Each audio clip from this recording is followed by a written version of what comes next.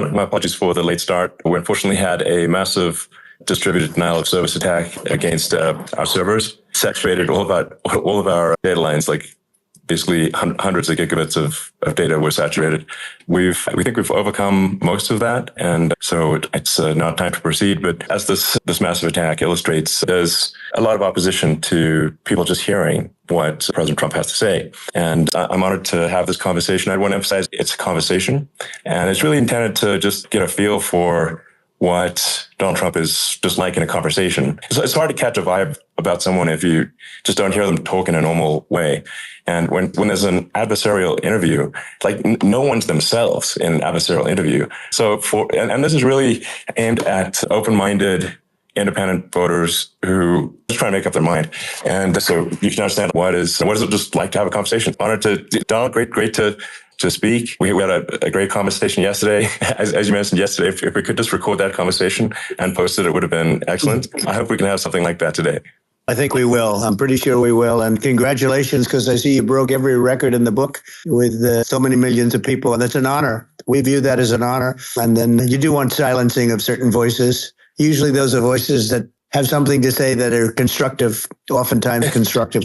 And so we have to consider it an honor. But congratulations on breaking every record in the book tonight. That's great. Thank you. Maybe start off with the assassination attempt, which was an incredible thing. And I have to say that your actions after that assassination attempt were inspiring. You, instead of shying away from things, instead of ducking down, you were pumping your fist in the air and saying, fight. And I think that's the president of the United States represents America. And I think that is America. That is strength under fire. And so that's a big part of the reason why I was excited to endorse you as the president of the United States for having another term here. That was just incredibly inspiring. But what was it like for you? Not pleasant. I have to be honest. I said there was blood. I had more blood. I didn't know I had that much blood. The doctors later told me that the ear is a place that is a very bloody place if you're going to get hit. But in this case, it was probably the best alternative you could even think about because it went at the right angle. And it was a hard hit. It was very, I guess you would say surreal, but it wasn't surreal. I was telling somebody you have instances like this or a lot less than this where you feel it's a surreal situation. And I never felt that way. I knew immediately that it was a bullet. I knew immediately that it was at the ear and because it hit very hard, but hit the ear. And I also heard people shout bullets, get down, because I moved down pretty nicely, pretty quickly. And we had bullets flying right over my head after I went down. So I'm glad I went down. The bigger miracle was that I was looking in the exact direction of the shooter. And so it hit me at an angle that was far less destructive than any other angle. So that was the miracle. That was for those people that don't believe in God. I think we got to all start thinking about that. You have to, I'm a believer. Now I'm more of a believer, I think. And a lot of people have said that to me. A lot of great people have said that to me, actually. But it was amazing that I happened to be turned just at that perfect angle. And all because I put down a chart on immigration that showed that the numbers were so great. I love that chart even more now. Maybe it's a sign. Maybe that's a sign. Immigration sign. You highlighted a serious issue. Yeah. And at that moment, missed your head. The amazing thing, the sign, I said, bring down that sign on immigration. And it was literally about an eighth of a second where it would be good. And after that, it was going to be a disaster, no matter which way you were facing. But it just had that perfect angle, which was exactly at this shooter. Very sad situation. It's such a sad situation. We lost somebody that was great, Corey, who a firefighter, a great gentleman, a great Trumper. He was just a fantastic family and a fantastic man. And a friend of mine came up, Elon, and said, I'd like to give the family some kind of help. And I said, that's great. He said, do you mind? I said, I don't mind at all. And he wrote out a check for $1 million, gave it to the wife. And she said, this is really nice, but I'd rather have my husband back, which is a nice thing for somebody to say, to be honest. She's great. The family is great. And we raised a lot of money for them and for two other gentlemen are unbelievable also. They were hit really badly. They thought they were not going to make it, and they did. The doctors in the Butler area, I tell you, they were incredible. They saved the two, and they were really hit tough, both of them, equally. Yeah. And we thought, my first question was because I heard bullets flying over me. I said, how many people were killed? Because we had a massive crowd there, a tremendous thousands and thousands of people. And there was no land. It was all people. So I said, how many people have been killed? Because I knew there were other shots being fired. And they said, we don't know yet, but some people have been badly hurt. And I have to give the Secret Service sniper, they call him, or sharpshooter, but sniper, because he didn't know there was a problem. He's an extraordinary shot, obviously, and he didn't know there was a problem. And he was able to pick it all out within 5 seconds. And he used one bullet from very far away, probably 400 yards. The shooter was 130, but he was on the opposite side of the field and the podium. And he saw the smoke and the flame from the gun, immediately recognized it, and immediately took a shot. And it was one perfect shot from very far away. And if he didn't do that, Elon,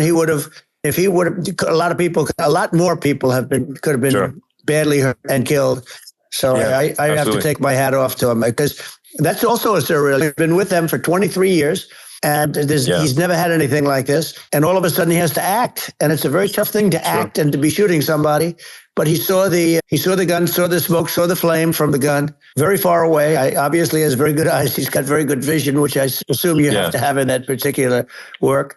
But he took aim very quickly, and they say it was approximately 5 seconds from long range, one bullet. If that didn't happen, because the shooter had a lot of bullets, he had a lot of cartridges up there with him. That's clearly, he was very competent in taking that shot to stop the attempted assassination. But there does seem to be some pretty significant failings elsewhere in the system. There's just no way that, like, how on earth does a shooter get on a roof 130 yards away? That seems crazy. I think most people people are wondering how on earth could such a thing happen. I view it as two ways. There should have been nobody on the roof. There were people, because there were so many tens of thousands of people there. There were people that were seeing him, and there was one woman with a red shirt and Trump all over it, and she's screaming, "That guy's got a gun!" You saw it probably. I'm just, for my part, I think probably many members of the public are wondering how the heck are basically people wondering by pointing out there's a guy on the roof with a gun, and they're seeing it, but somehow it's not being addressed. That does seem crazy. They're going to learn from this. The communication between the local police, who had an idea, and then ultimately a man lifted himself up to the roof, could barely do it because he was pulling himself up, and he saw the man with the gun. The man with the gun pointed the gun at him. He thought he was probably going to get shot. He was like pulling himself up. And because of that, he couldn't get to his gun. And he fell down, actually very badly hurt his leg, his ankle here very badly. But he fell down. And he did, from what I understand, he did say, there's a guy up there with a gun. The shooting started very quickly after that. I think it forced the shooter to go maybe quicker. He was supposed to be my sons, Don and Eric, they can't believe what happened. They said from 130 yards, a bad shot would hit that target almost every time. They said it's like in golf, sinking a 2-foot putt. Yeah, it's not a tough shot. It's not a long shot. The Secret Service person had the long shot. He had a triple the distance, actually. It was a terrible thing. Look, it's hard. I have to say this about the Secret Service. When I went down, and I went down based on, I think they're screaming, but other people also, because people saw this happen. You had so many people. One of the miracles was that nobody ran. If a gun goes off, the crowd control people showed us this. When guns go off, and it does happen in stadiums at a soccer match or some kind of a match, everybody flees. They call it a stampede, like cattle. But everybody, and a lot of people get killed with those stampedes. We had more people than you'd have at some of these matches or these games, and nobody left. We had a small group behind us in the grandstand, and that was full. And you look at it as it was taking place, and normally they'd be running. They didn't leave. They saw that I was hurt. They saw a lot of blood, and they saw that I went down, and it's almost like they wanted to be with me. Out front, you had thousands, tens of thousands of people. As far as the eye could see, you had people in Butler, as far as the eye could see. And a lot of press, too. There were many cameras on watching this. It's what makes it so different, because normally things happen that aren't good, but you never have a picture. Here we have these cameras shooting it. Amazing. But one of the interesting things was that you didn't have anybody flee. You didn't have anybody stampede. Nobody. And there were some people behind me. They stood up and they're looking like, I tell you, you want to have them in a foxhole with you. I want to meet some of those people because it's so different from what you heard. But so I was down. But the Secret Service guys, there were bullets flying right over my head. You could hear them go whizzing. And these guys came jumping on top of me, and a young lady, Kate, would jump. They moved so fast. And let me tell you, that took tremendous courage. Now, there was a lack of coordination.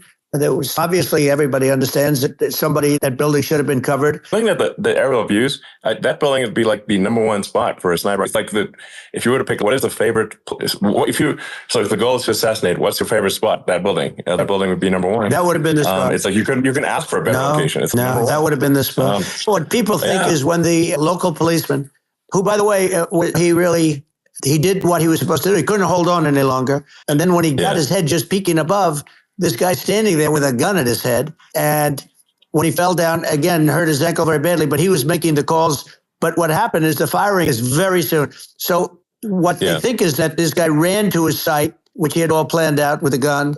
He ran to the site and he started shooting fast. And maybe that's why he missed. He got me, but it could have been a much bigger problem. But he totally would have hit if you hadn't turned your head. It was a very near thing. It was a miracle. If I hadn't turned my head, I would not be talking to you right now. As much as I like you, exactly, I would not. I would not be talking to you. You'd be talking to me from another realm, perhaps. Yeah, that's right. We'd be talking from a different place. But it was a very terrible experience. The Butler Hospital, they did such a great job. The doctors were so good. Everybody was so good. There was a mistake.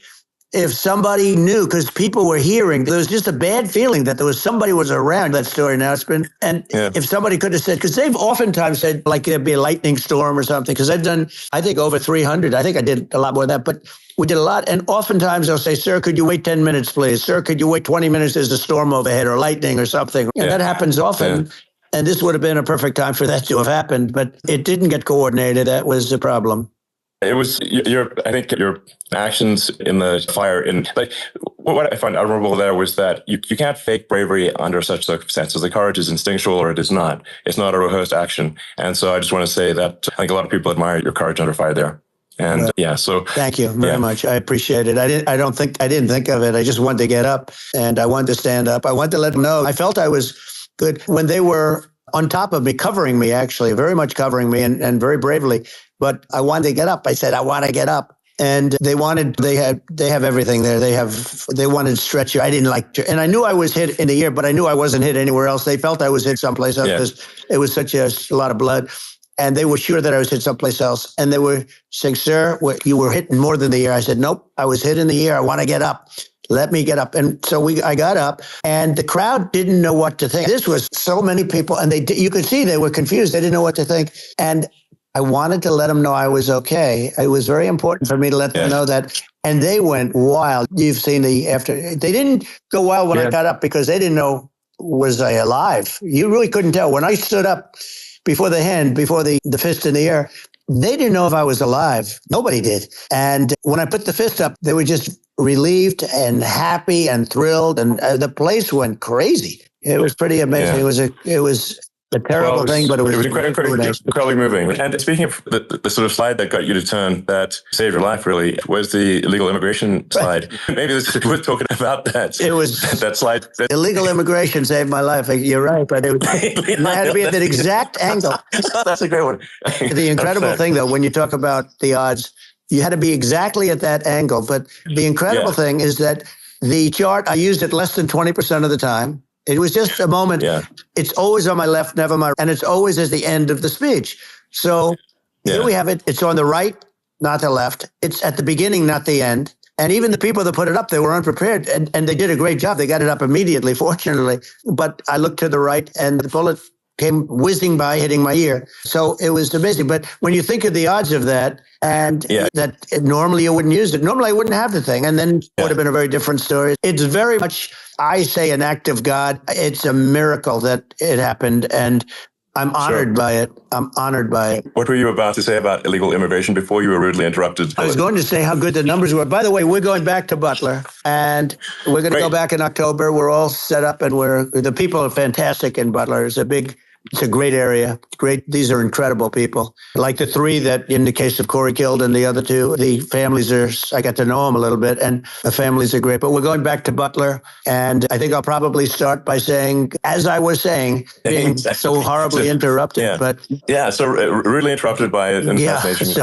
But the chart. Some people have no manners. Elon, the chart was just a chart that in my last week we had the best illegal immigration numbers, meaning stopping. It was at the lowest. You've seen the chart. It's become quite a famous chart. But that was the lowest point ever recorded. It was I was very proud of those numbers. And then you see what happened with these people, Kamala and Joe. You see what happened. They just let it go. I had remain in Mexico policies. I had all these different policies that was so good. Guys like Tom Homan and Brandon Judd from Border Patrol. These are all people that they've been on television. They say it's the best numbers we've ever had. We had so many different checks. Catch and release in Mexico, not the United. We had catch and release in the United States. We had it in Mexico. We had so many things. We had things where many people come in there, they have contagious diseases. We had everything passed. If you have a contagious disease, I'm sorry, but we cannot allow you into the country. So we were setting literally, and all I was doing is showing that, and I use it sometimes. Sure. And in this case, I'm glad I used it. I can tell you that. But they were fantastic numbers. But I'm going to sleep with that chart always. I'll be sleeping with that chart. That chart was very important for a lot of reasons. Well, would it be accurate to say that you're supportive of legal immigration, but that we also need to shut down illegal immigration, and especially unvetted illegal immigration, because and that's not the same as saying that everyone who is an illegal immigrant is bad. In fact, I think most people who are illegal immigrants are actually good, but you can't tell the difference unless there's a solid vetting of who comes across the border. Does that actually represent your position? I say it very simply. They have to come in legally. They have to be checked because look, Kamala was the border czar. Now she's denying it. Everything that I do, she's saying she was strong on the border. We're going to be strong. She doesn't have to say it. She could close it up right now. They could do things right now. It's horrible. No tax on tips. And all of a sudden she's making a speech and saying there will be no tax on tips. I said that months ago. And by the way, they had just the opposite. They had not only tax on tips, but they hired 88,000 IRS agents. And many of them were assigned to go get waitresses and caddies and all of this on tips. They have a policy. They had a policy that they were really going to go after you and were really harassing people horribly. And then all of a sudden for politics, she comes out with what I said, which I think is terrible. And I think it's also hitting them very hard. These people are fake. Now they're also saying they did a good job in the border. We had the worst numbers in the history of the world, not of our country. There's never been a country in history that has had a catastrophe like this. We've had, I believe, you believe this too, you hear 12 million, 13. I believe it's over 20 million people came into our country, many coming from jails, from prisons, from mental institutions, or a bigger version of that is insane asylums, and many are terrorists. And I'll tell you what, they're coming not just from South America, they're coming from Africa, they're coming from all over the world, they're coming from Asia, they're coming from the Middle East, they're coming from countries that are stupidly and horribly bombing Israel October 7th. They're coming from all over the world. And you look at, it's so sad, October 7th, because it should have never happened. Yeah. It's so sad when you look at Ukraine. It should have never happened. We have a defective government. These are defective people, and they're not that should be running it. But where you see it the best is the border, because you have millions of people coming in a month, and then she gets up and she tries to pretend like she's going to do something. She had 3.5 years. And by the way, they have another 5 months that they can do something, but they won't do anything. It's all, she's incompetent and he's incompetent. And frankly, I think that she's more incompetent than he is. And that's saying something because he's not too good. Yeah. No, I think it is essential to have a secure border. You're really not a country unless you have a secure border. And secure elections. Yeah, absolutely. Secure elections. And so it's just essential to have a real border or we can't function as a country. And our central services are being overwhelmed in a lot of cities. But as we were talking about earlier, I think having a legal immigration process that is smooth and efficient and done well. And I'm speaking as someone who is a legal immigrant. And I think that one way to think of it is, who do you want on your team? Who do you want on Team America? And I think we want to just say, okay, we want to let in people who are going to be great contributors to society and to our economy. And who do you want on the team? And it's not to say that, in my opinion, actually, I'd say probably most of the illegal immigrants actually are actually good, hardworking people. That's my opinion. But some are not. And you just have this sort of adverse selection test where, if somebody's like a career in theft or robbery, I don't understand what's taken them so long to get here, because we're such a target-rich environment. Why aren't more people who have a career in bad things coming here sooner? Because it's a piece of cake to go rob houses in LA or New York compared to other parts of the world. And in a lot of places in America, if you try to stop the person who's robbing you, you'll be arrested. That's right. What's happening with crime, and our police are so good, but they're not allowed to do their job. But I have to tell you, Elon, I hate to say it because it's such a downer to say it. I hate to say it.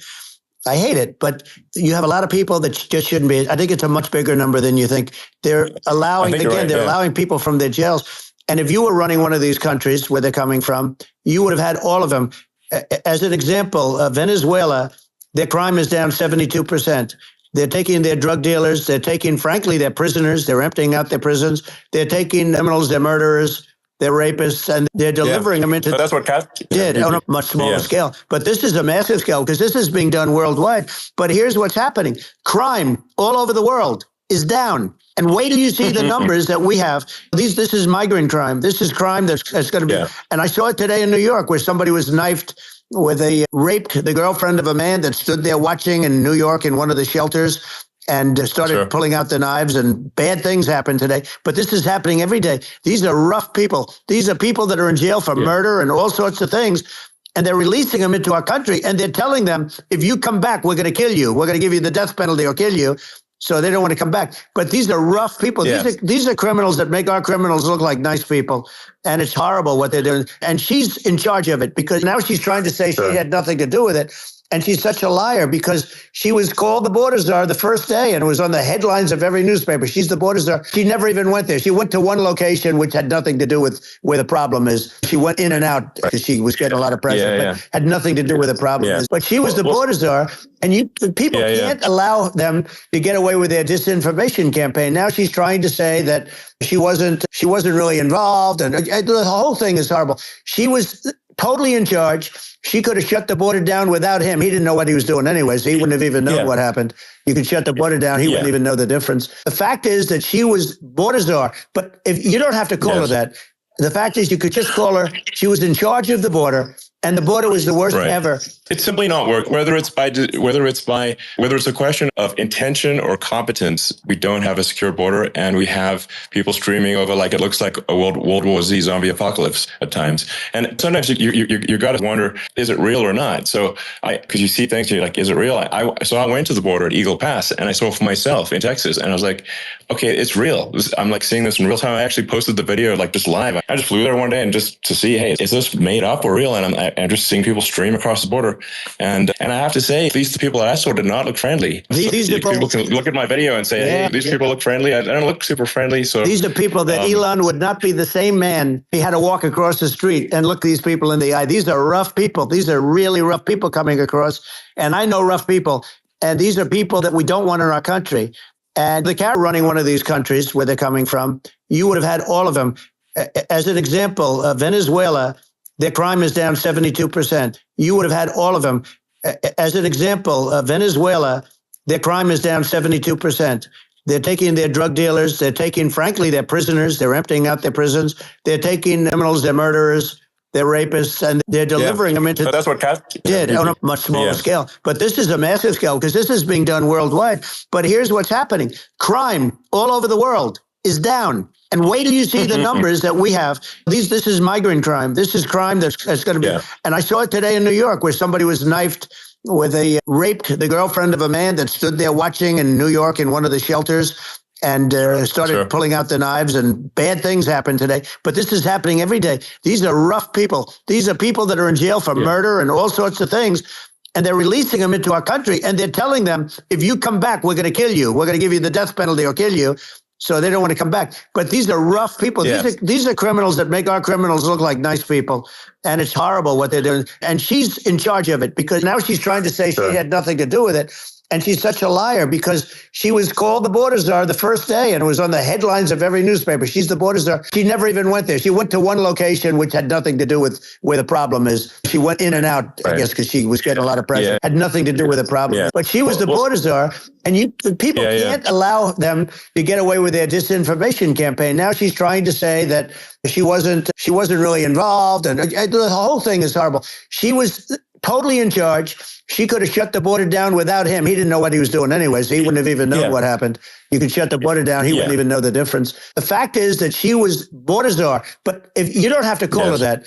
The fact is you could just call her. She was in charge of the border. And the border was the worst Right. ever. It's simply not working. No. Whether it's a question of intention or competence, we don't have a secure border, and we have people streaming over like it looks like a World War Z zombie apocalypse at times. And sometimes you got to wonder, like, is it real or not? So because you see things, and you're like, is it real? So I went to the border at Eagle Pass, and I saw for myself in Texas, and I was like, okay, it's real. I'm like seeing this in real time. I actually posted the video like just live. I just flew there one day and just to see, hey, is this made up or real? And I'm just seeing people stream across the border. And I have to say, at least the people that I saw did not look friendly. These are people can look at my video and say, hey, these people look friendly. I don't look super friendly. So these are people that Elon would not be the same man. He had to walk across the street and look these people in the eye. These are rough people. These are really rough people coming across. And I know rough people. And these are people that we don't want in our country. And the caravans are coming in, and they're putting, and who's doing this are the heads of the country. You would be doing it, and so would I. And everyone would say, oh, what a terrible thing to say. The fact is, it's brilliant for them because they're all of their bad people, really bad people. And I hate to say this, the reason the numbers are much bigger than you would think is they're also taking the non-productive people. Now, these aren't people that will kill you. We have enough of them. But these are people that are non-productive. They are just not productive for whatever reason. They're not workers or they don't want to work or whatever. And these countries are getting rid of non-productive people in the caravans in many cases. And they're also getting rid of their murderers and their drug dealers and the people that are really brutal people. And they're coming into our country at levels that have never been seen before. And I saw an ad just before I got on the air. I'm walking over here. And I saw an ad by Kamala saying how she is going to provide security. Where has she been for 3.5 years? For 3.5 years, we have 20 million people. I think this, frankly, I think this is a fundamental existential issue for the United States. And if we have another 4 more years of open borders, and it's going to be even worse with another 4 more years, it's going to be even worse than it's been for the past 3.5 years. I'm not sure we've got a country. You don't have a country left. Elon, if they get in, you will have 50 to 60 million people from all over the world, not South America only. We think of South America, we think of Honduras and El Salvador, Guatemala, and Mexico, the 4. But it's not that. It's everywhere. They're coming in from everywhere. And I had to stay in Mexico. Yeah, I think this is a super important point. Like people, it's basically, when I went down there, I was like, where are people from? It's like almost no one was from Mexico. It's just a border with Mexico, but the people coming in, it's Earth, the rest of Earth. And America is only, about 4 or 5% of the population of Earth. It would only take a few percent of the rest of Earth to overwhelm everything. We're already overwhelmed, Elon. We're overwhelmed. You had to see the news tonight about New York, and I love that place. And what they're doing to it is horrible, what they're doing to it. And all the courts do is they try and focus on Trump. Okay, let's focus on Trump, who did nothing wrong. I come about a rigged election. Elon, what's happened is unbelievable. You have from Africa, from the Congo, they're coming from the Congo, and 22 people came in from the Congo recently, and they're murderers, and they're dropped. They drop them. They take them out of jails, which is very expensive to maintain the jails. Although they don't do too much maintaining, I can tell you. But they take them out of jails, prisons. They take them out and they bring them to the United States. They deposit them in the United States and say, "Don't ever come back, or you're going to be executed." And they don't want to come back, but they won't come back. Sure. But they're coming from Africa. They're coming from Asia. They're coming from the Middle East. They're coming from South America. They're coming from everywhere. And there are a lot of really bad ones. It's just an everywhere on Earth thing. And it's just not possible for the United States to absorb everyone from Earth, or even a few percent of the rest of Earth. It's just not possible. And we're going to have, to finish this up, we're going to have the largest deportation in history of this country. And we have no choice. Otherwise, we're going to have a country, what they've done to our country. Think of it. In Venezuela and in some of these other countries, crime is down 50, 60, 70, 80%. And you would be the same. You would. Yeah. I'll tell you what, Venezuela has not rid of all of them. They've gotten rid of about 70% really bad people. Their jails are about 50% put into the United States. The same with other countries. Some are at 30%, some are at 50%. They're all different. But the bottom line is they're all going to be at 100%. Why wouldn't you put 100% of it? And they're doing it right now while this third-rate phony candidate, don't forget, I beat Biden. He failed in the debate miserably. And some people said, oh, gee, it's too bad. It's too bad he did so badly, or I did well in the debate. The first night they said, wow, one of the people at CNN said that was the greatest debate performance I've ever witnessed. And then 2 days later, they didn't talk about that. They just said he was bad. But that's okay. That's the way I get treated, and I don't mind that at all. What I can tell you is this. We cannot have a Democrat. We cannot have her. She's incompetent. She's as bad as Biden in a different... She hasn't done an interview since this whole scam started. And say what you want. This was a coup. This was a coup of a president of the United States. He didn't want to leave, and they said, we can do it the nice way or we can do it the hard way. Yeah, no, they just took him out back behind the shed and basically shot him. With this guy. And I'm no fan of his. And he was a horrible president, the worst president in history. And one of the reasons he was so bad, first of all, the Israeli attack would have never happened. Russia would never have attacked Ukraine. And we'd have no inflation. And we wouldn't have had the Afghanistan mess, if you think of it. And we wouldn't have had Afghanistan. But we think of it. You take a few of those events away and we have a different world. We would also have inflation was caused by oil. Yeah, no, I think you're making an excellent point here, which is that when other countries that are thinking about invading or doing bad things, when they're thinking about that, they're thinking about, okay, what's the American president going to do? And do they fear the American president? Or is there someone they do not respect and do not fear? And I think they do rightfully be, look at the footage of the assassination. They're like, okay, President Trump is don't mess with me. Whereas I think people are not going to be, and they obviously have not been at all intimidated by Biden, and they certainly will not be intimidated by Kamala. And you have to really think of that in the context of global security. That if the American president is someone that evil dictators are scared of, that makes a huge difference to the security of the world. So I had a good relationship with Putin, despite the Russia hoax that lasted for over 2 years. It's just a hoax created by Hillary Clinton and Adam Schiff, some just bad people, just sick people, frankly. Schiff is a sick person. He's going to end up probably being a senator. It's hard to believe. The whole thing is hard to believe. But they put us in danger with that stuff, too. They actually, when they make up stories, and you have to fight your way out of it for a long time. But I know Putin very well. I got along with him very well. Respected me, and it's just one of those things. And we would talk a lot about Ukraine. It was the apple of his eye. But I said, don't ever do it. Don't ever do it. I shut down Nord Stream 2. That was the big oil pipeline, the biggest pipeline in the world going all over Europe. I shut it down. Biden came, and then they say, I loved Russia. I was a friend of Putin, and I loved Russia. No, he actually said to me one time, he said, if you're my friend, I'd hate to see you as an enemy. I shut down his pipeline, the biggest pipeline. They were looking at that to fund. And this pathetic president gets in there.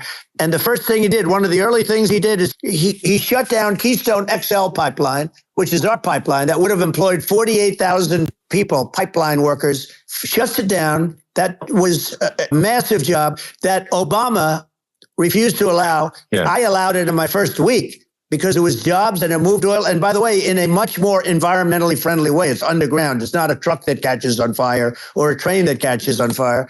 But think of it. He shut down the XL pipeline, the Keystone XL pipeline. He shuts that down, and he approves the Russian pipeline. Yeah, it doesn't make any sense.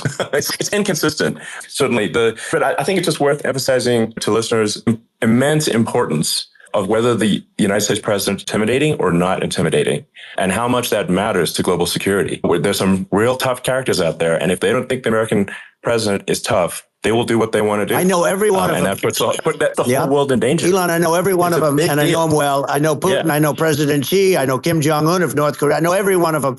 And let me tell you, people will say, oh, this is terrible. He said, I'm not saying anything good or bad. They're at the top of their game.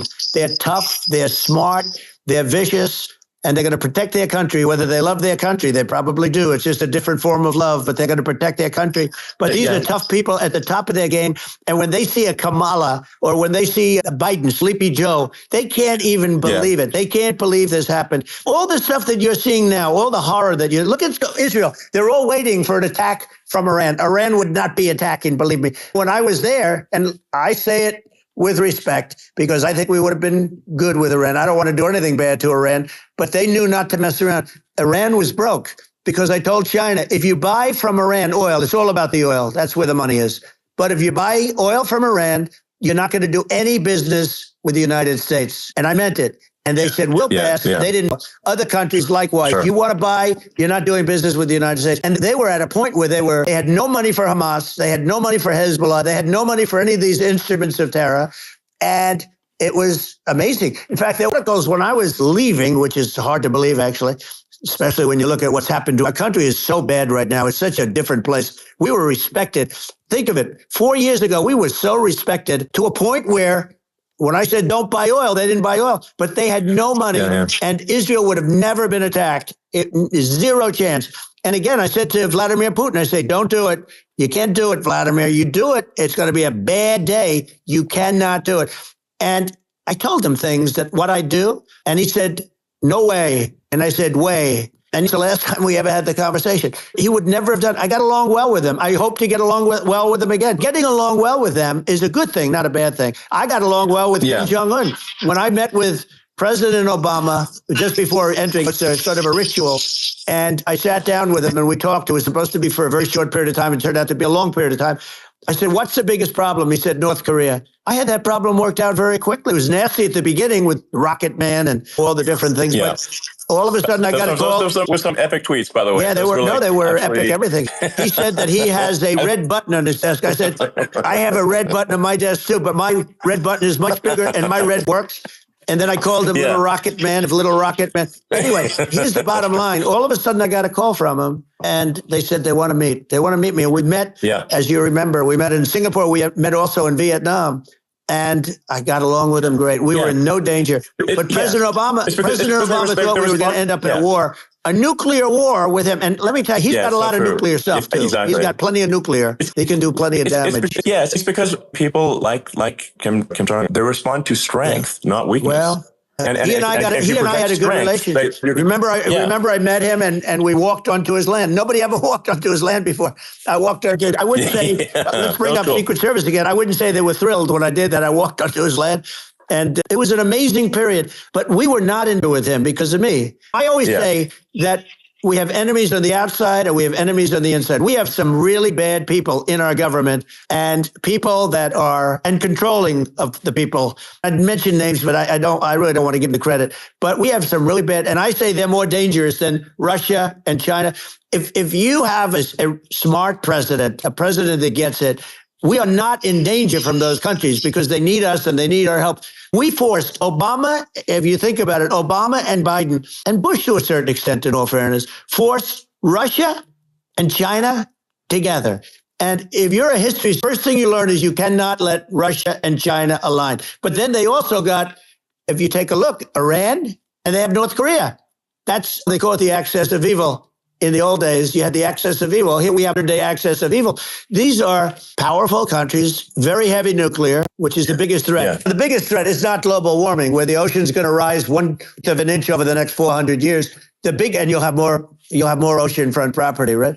The biggest threat is not that. The biggest threat is nuclear warming, because we have 5 countries now that have significant nuclear power, and we have to not allow anything to happen with stupid people like Biden. Biden did something with Russia. There was no chance of him ever going in. And when I left, and then after I left, they started forming big armies on the border with Ukraine. And I looked at that and I thought he was doing that because Putin's a good negotiator. I thought he was doing that to negotiate. But then Biden started saying such stupid things. For instance, he said that it can be a NATO country. Now, Russia, for as long as there's been NATO, has said, we're never going to agree to that. And we go right up front and say that. And we did things and said things through this president with a low IQ, very low IQ. He had a low IQ 30 years ago, by the way, but now he might not even have a IQ at all. There's nothing on the board that goes this low. He said things that were so stupid. That war had zero chance of happening if I were there. Zero chance. He was saying everything the opposite. And it's so sad because many more people have been in Ukraine than you read about. You don't read about how bloody it is and how disaster. Sure. Hey, look, just in the 2 armies, you lost 500,000 people. And you're having a hard time. Ukraine, I don't know if you saw the article recently, and it's true. You don't hear the true story. But if you think about it, Russia defeated Germany with us. And they defeated Napoleon. They've been around a long time. They're a big fighting force. Yeah, it's very unfair. And Ukraine now doesn't have enough men. They're now using young men and very old men to fight. And we're in a very bad position. And I'm not going to blame exclusively, but I can tell you I could have stopped that. And a smart president could have stopped that. It wouldn't have happened. But we had a man that actually made it more prevalent. It was so bad. The words that he was using, the stupid threats coming from a stupid face that he was using, I said, this guy's going to cause us a war. He's going to cause us. And let me tell you, it can lead to World War III. That can lead to World War III. The Middle East can lead to. We have numerous places that could end up in a World War III now for no reason whatsoever. I think you're right. I think people underrate the risk of World War III. And it's just when you're looking at the risk of global thermonuclear warfare, it's game over for humanity. And it's something that people have, I think, after the end of the people have become complacent about, but they actually have forgotten that there are currently a lot of nuclear missiles that have targeting parameters for the United States. And one of the things we're going to do is we're going to put a dome over us. Israel has it. We're going to have the best Iron Dome in the world. We need it, and we're going to make it all in the United States. But we're going to have protection, because it just takes one maniac to start something. We're going to have protection, and we're going to have. Why shouldn't we have an Iron Dome? Israel has one. Some other places have one that nobody even knows about, frankly. But Israel has it. We're going to have an Iron Dome. With all of that being said, to me, that's so important, the most important. But with all of that being said, the election's coming up, and the people want to hear about the economy. And the fact they can't buy groceries because they don't have enough money to buy groceries. The inflation has killed them. Food prices are up 50, 60, even 100% in some cases. And this stupid administration allowed this to happen. And it's a shame. And that's the thing that people most care about, in my opinion. They care about the border a lot. And we discussed the border at great length. It's nice to have a forum like this where I can discuss something. And by the way, you think Biden could do this interview? Do you think that Kamala could do this interview? They would take a pass. No. So they don't need Elon. They don't need Elon screaming out questions. It's pretty sad when you think that somebody that does this for a living can't answer a question or is afraid to do an interview. And in her case, with a very friendly interview, she's got all friendly interviewers. It's pretty sad. Absolutely. But the big thing now is the economy, Elon. And as much as I view nuclear as the single most important thing, but a lot of people don't understand that. But it doesn't have to. If I understand it, that's all you need. Because if I was president, you're not going to have that kind of a problem. But the thing that they really is making them angry is what Kamala and Biden have allowed to happen to the economy. It's a disaster with inflation. The inflation, it doesn't matter what you make. The inflation has eaten you alive. If you're a worker or if you're just a middle income person, you can't afford. 4 years ago, 5 years ago, people were saving a lot of money. Today, they're using all their money and borrowing money just to live. It's a horrible thing that's happening. And we'll end that quick. A lot of people just don't understand where inflation comes from. Inflation comes from government overspending because the checks never bounce when it's written by the government. So if the government spends far more than it brings in, that increases the money supply. And if the money supply increases faster than the rate of goods and services, that's inflation. So really, we need to reduce our government spending, and we need to re-examine. I think we need like a government efficiency commission to say, hey, where are we spending money that's sensible? Where is it not sensible? Right. And we need to live within our means. We're currently adding, I think, $1 trillion to the deficit roughly every 100 days. And the interest payments on the national debt have now exceeded the defense budget. It's on the order of $1 trillion. It's interest. And it keeps growing. I rebuilt our military, largely rebuilt our military, did a great job on it, which was so important. We had jets, we had fighters and bombers that were 70 years old. We did a great job in that. Then we gave $85 billion of it back to Afghanistan, if you can believe it. We gave them $85 billion. They're one of the largest sellers of military equipment in the world. They're selling what we gave them. That was one of the most embarrassing days in the history of our country. But if you think about, let's go back to the economy. We have to bring energy prices down. Energy started it. The price of gasoline. Now, your cars don't require too much gasoline. You have and you do make a great product, I have to say. I have to be honest with you. That doesn't mean everybody should have an electric car, but these are minor details. But your product is incredible. But the gasoline, Elon, is the cost of energy. Not only gasoline, it's the cost of heating your house and cooling your house. That has to come down. It's gone up 100%, 150, and 200%. That has to come down. When that comes down, and we're going to drill, baby, drill. They stopped drilling, and then they went back to drilling because they went back to the Trump policy. But if they won the day after they get into office, this country will go out of business because they're going to go to an energy policy that's not sustainable. Wind, different things. You're not going to have anything. Yeah. And I know you're a big fan of the AI, and I have to say that AI, and this is shocking to me, but AI requires twice the energy that the country already produces for everything. We're going to have to build a lot of energy if our country will be competitive with China, because that's our primary competitor for this, on the AI. You're going to need a lot of electricity. You're going to need tremendous electricity, like almost double what we produce now for the whole country, if you can believe it. Sure. Just going, back to this, like the basic thing, which that people try to make it sound complicated, but it's not. But inflation caused by government overspending. Right. Would you agree that we need to take a look at government spending and have perhaps a government efficiency commission that just tries to make the spending sensible and so that the country lives within its means, just like a person The does? waste is incredible, and nobody negotiates prices. You used to have a lot of people making jets, and you end up with two companies, and they'll probably try and merge at some point. I went through it. Like Air Force, just a thing like Air Force One. One of the first documents they asked me to sign, a general walks on, sir, would you please sign this document? What is it? Air Force One. That's with Boeing, which is basically two planes, two 747s. And the price was $5.7 billion for two planes. Now, they're highly sophisticated, even nicer than your plane, okay? But much more sophisticated. They're I won't say what's on it, but they got a lot of stuff on it. Anyway, but it's 5.7. Sure. That's a crazy number. It's a crazy number. But I said, I'm not going to pay 5.7. I'm not going to do it. I said, who made the deal? Obama and his people. I said, well, then I know the deal's no good. I'm not going to do it. And over a course of about 4 weeks, by my saying I'm not going to do it, I got the price reduced by $1.6 billion for the exact same plane, other than we had a nicer paint job, if you want to know the truth. But for the exact same plane, I saved one. And I said to Boeing, man, you guys must make a lot of money if you can reduce the price by that. But now what I do hear is that they're going back to the Biden administration and wanting big cost overruns because they see these dopey suckers in there, and they'll end up getting some of the money back. But I shaved it by $1.6 billion for the exact same plane. And you can now take that and multiply that out times thousands of other items. Multiply it by the numbers are astronomical. Yeah. I agree with you. I think it would be great to just have a government efficiency commission that takes a look at these things and just ensures that the taxpayer money, the taxpayers' hard-earned money, is spent in a good way. And I'd be happy to help out on such a commission. I'd love it if it were formed. You're the greatest cutter. I look at what you do. You walk in and you just say, "You want to quit?" They go on strike. I won't mention the name of the company, but they go on strike, and you say, "That's okay. You're all gone." You're all gone. So every one of you is gone, and you are the greatest. You would be very good. Oh, you would love it. But if you look at Argentina, well, I'd be happy to help by the way, congratulations. Yeah. I just looked at the number of people that are listening to you and I chat. We'll call it a chat. But congratulations. This is very good. It's great. And you're an interesting character. The new head of a place called Argentina, and he's a big, he's great. And he's a big MAGA fan. You know that. He ran on MAGA. And he took it to an extreme, too. He ran on MAGA, and I hear he's doing really a terrific job. It's called Make Argentina Great Again. It worked out perfectly. He came in, he bought a lot of hats, he brought everything, but he's doing a big job. He really cut. And I'm hearing they're starting to do pretty well. Inflation's getting down. They had 1,000%. They had inflation, not normal inflation. They had the real deal.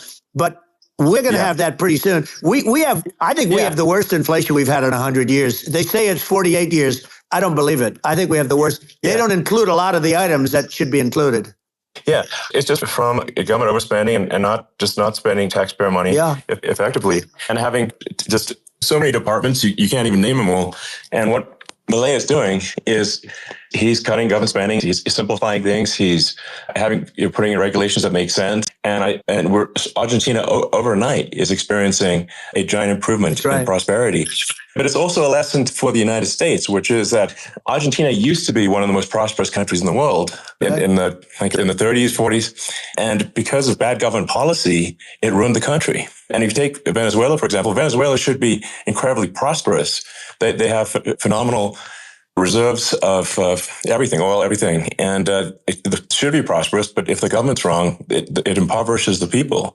And so I think we should not be complacent in the United States in thinking that and taking our prosperity for granted, because if with bad government policy, the country into the ground. And that's just something people should bear in mind, prosperity for granted. Well, think of education. So we're ranked at the bottom of every list of the top 40. We're ranked number 40, number 38.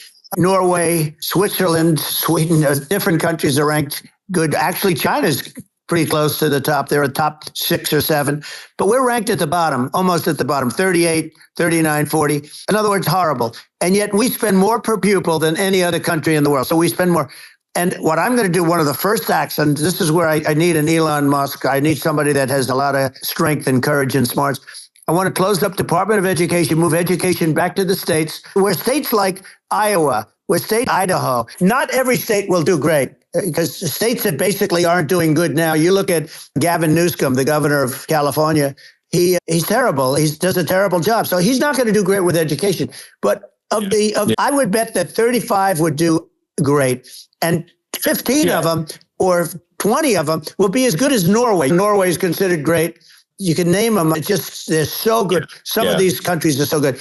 But if you go into some of these really well-run states, we have states that don't know what debt is.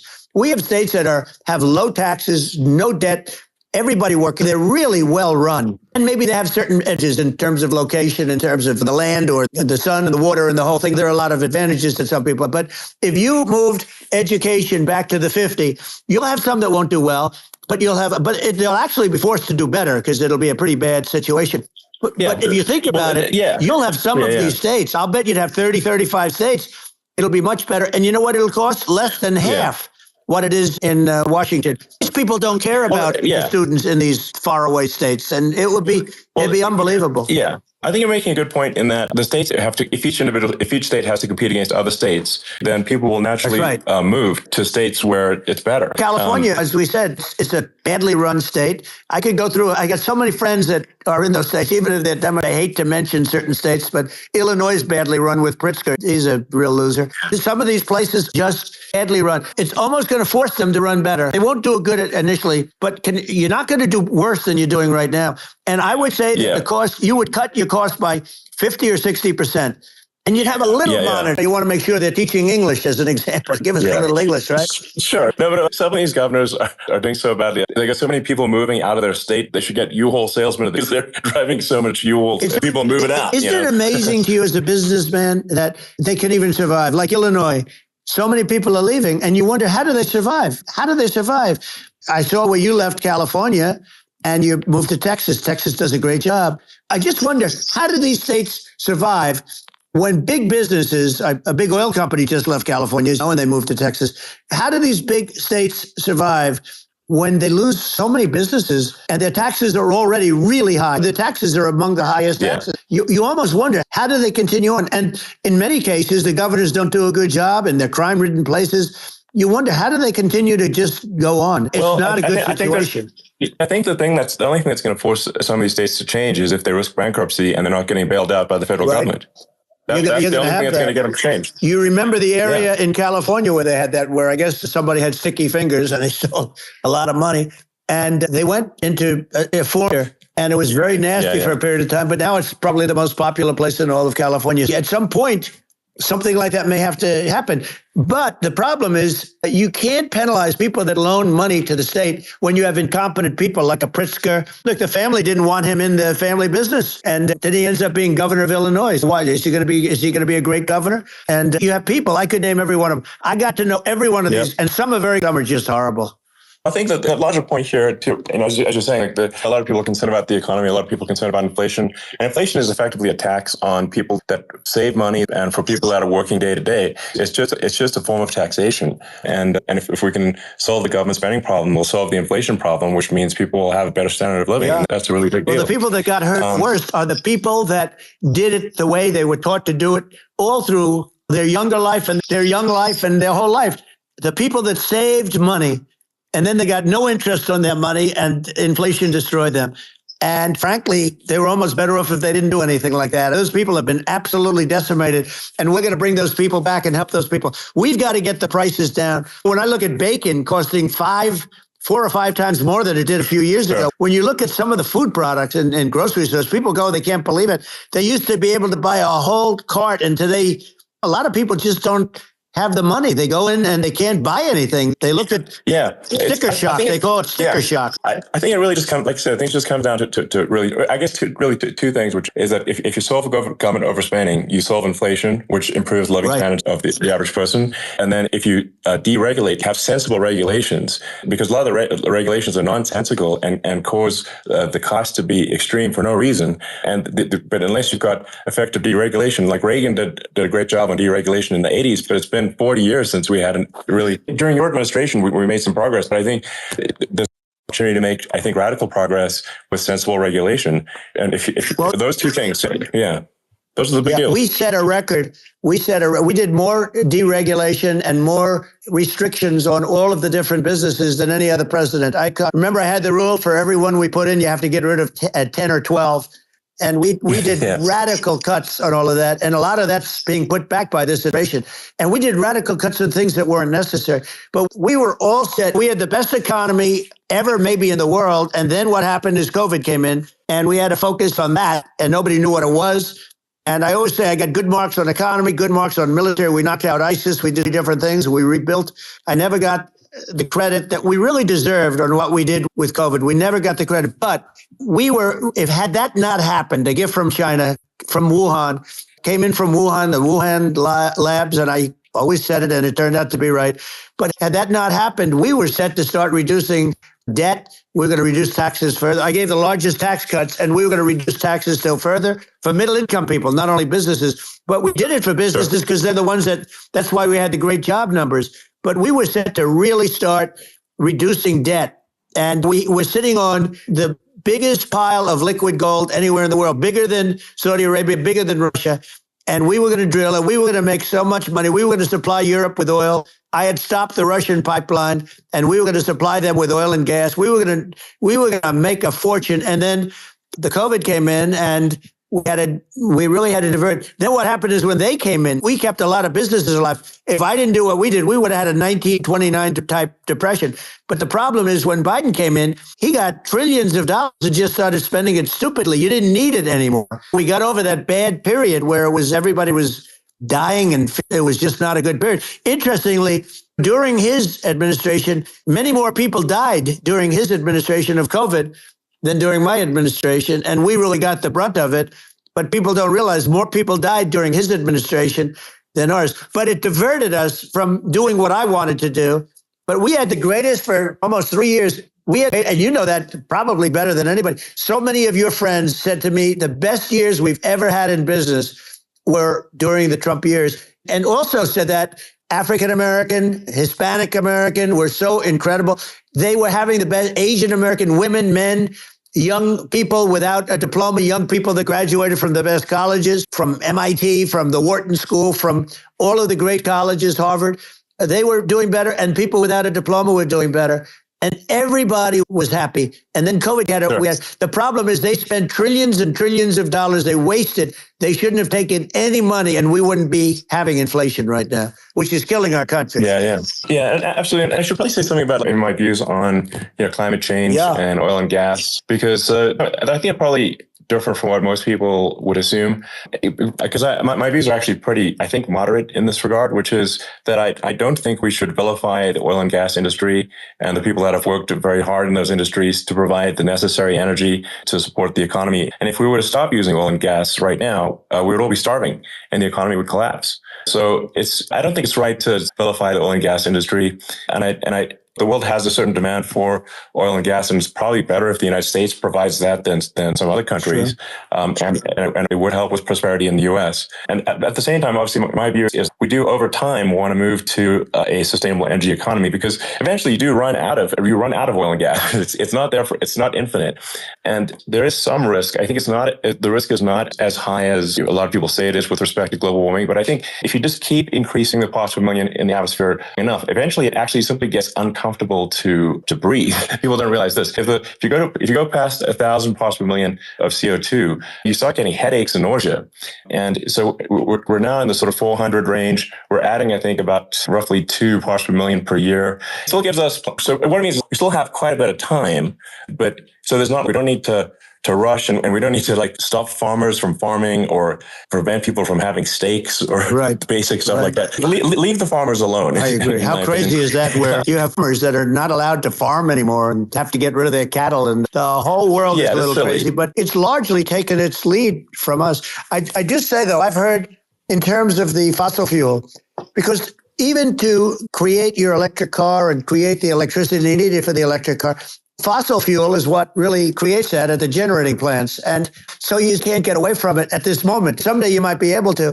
I do hear we have anywhere from 100 to 500 years left. Much of it hasn't even been found yet. Yeah. But there are tremendous, like Anwar. I got Anwar in Alaska approved. Ronald Reagan couldn't do it. Nobody could do it. Everybody tried. Nobody could do it. I got it approved. The first thing that Biden did was unimprove it, to get rid of it. He ended it. His secretary went in and she ended it.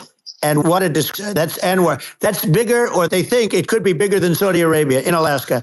Could be bigger than Saudi Arabia.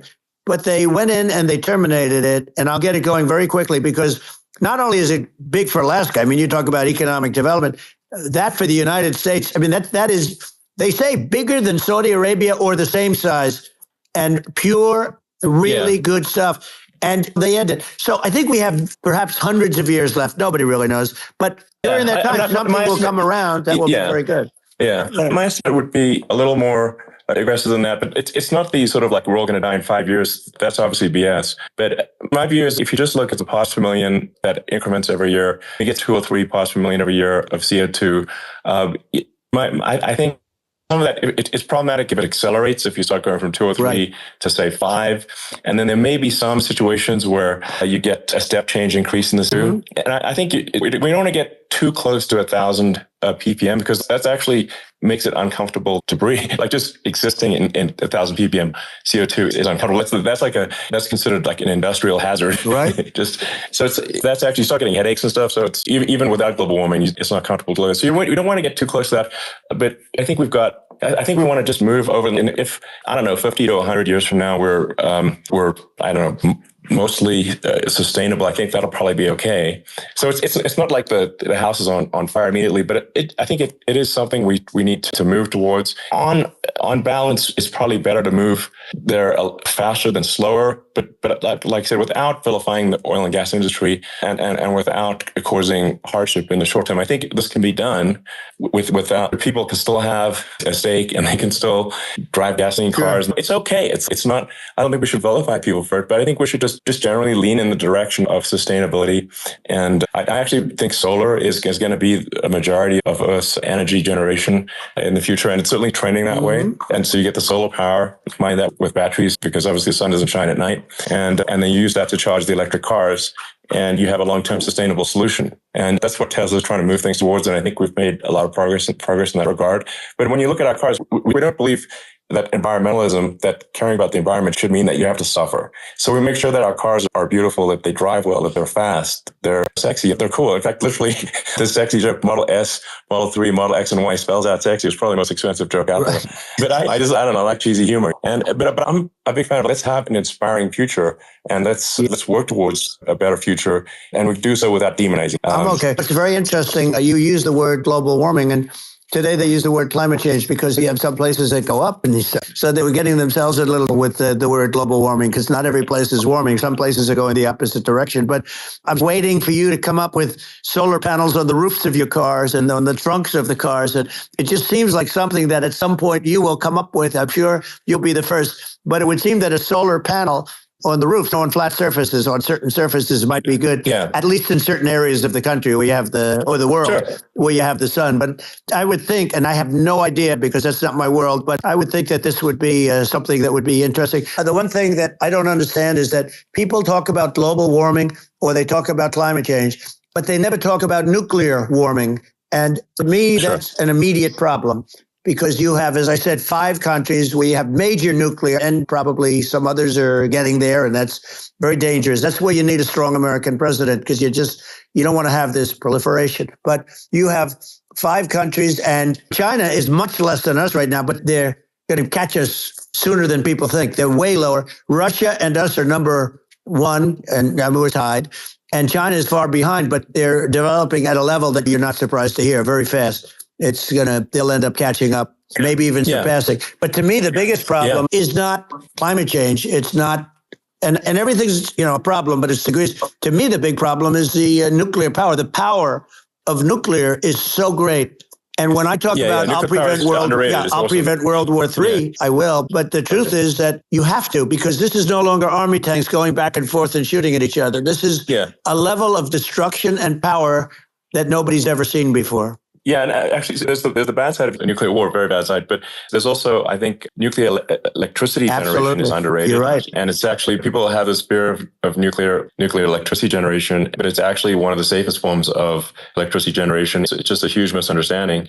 And if you look at the injuries and deaths caused by, say, I'm not going to pick on coal mining, but just any kind of mining operation, and there's a certain number of injuries and deaths per year. And you compare that to nuclear, is actually way better. So it's underrated as an electricity source, and I think think it's something that's worth reconsidering. But there's so much regulation that people can't get it done. So that maybe they'll have to change the name. It's a rough name. There are some areas like when you see what happened, we'll have to rebrand it. We'll have to give it a good name. We'll name it after you or something. No, it has a branding problem. When you see what happened, it does have a branding problem. When you see what happened in Japan, where they say you won't be able to go on the land for about 3,000 years. Did you ever see that? And in Russia, where they had the problem, where there's a lot of bad things happened, and they have a problem. And they say that in 2,000 years, people will start to occupy the land again. You realize it's pretty bad. No, that's not true. But you're right about it. It's actually not that bad. So like after Fukushima happened in Japan, people were asked California, are we worried about the nuclear cloud coming from Japan? I'm like, no, that's crazy. It's not even dangerous in Fukushima. I actually flew there and ate locally grown vegetables on TV to prove it. And I donated a solar powered system for a water treatment plant. And yeah, but you haven't been feeling so well lately, and I'm worried about it. No, but it's fine. It's Hiroshima and Nagasaki were bombed, but now they're like full cities again. So it's really not something that, so it's not as scary as people think, basically. But let's see, there's some other topics we should touch on. Lawfare, I think we need to be concerned about. What they've done to this country. Obviously. Yeah.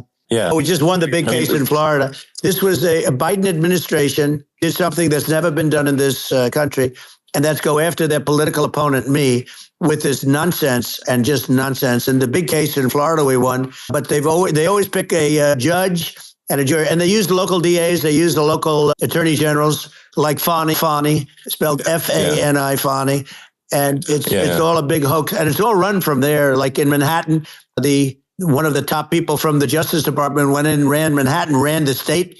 The Letitia James deal was run by a person from the Department of Justice, Biden.